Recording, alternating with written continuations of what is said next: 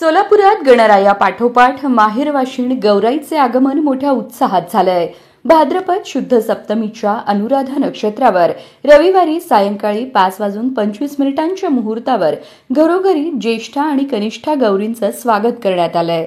आली गौराई अंगणी तिची लिंब लोण करा असं म्हणत सोलापूरकर तिच्या सेवेत दंग आहेत। गौराईच्या पूजेसाठी सोनकी, ताग, शेवंती, जुई, तेरडा, तुळशीपत्र यासारख्या रानफुलांना आणि रानभाज्यांना विशेष मागणी आहे। साड्या, दागिने आणि पारंपरिक सजावटीने गौराईचा थाट आणखी खुल्ला आहे। नैवेद्यामध्ये पुरणपोळी, खीर, वडे, कोशिंबीर आणि 16 प्रकारच्या भाज्यांसह कमीत कमी 15 ते 16 गोड पदार्थांचा समावेश आहे।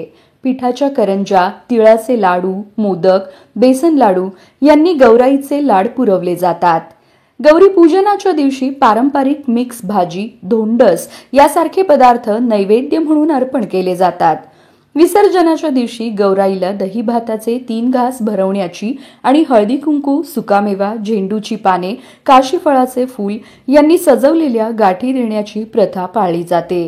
गौराईच्या स्वागताने सोलापुरातील गणेशोत्सवाचा उत्साह दुप्पट झाला असून पारंपरिक रीतिरिवाज आणि फराळाच्या वैविध्याने हा सण अविस्मरणीय ठरतोय। मंगळवारी गौराईचे विसर्जन होणार असून सोलापूरकर या माहेरवाशिणीला निरोप देताना भावूक होणार आहेत।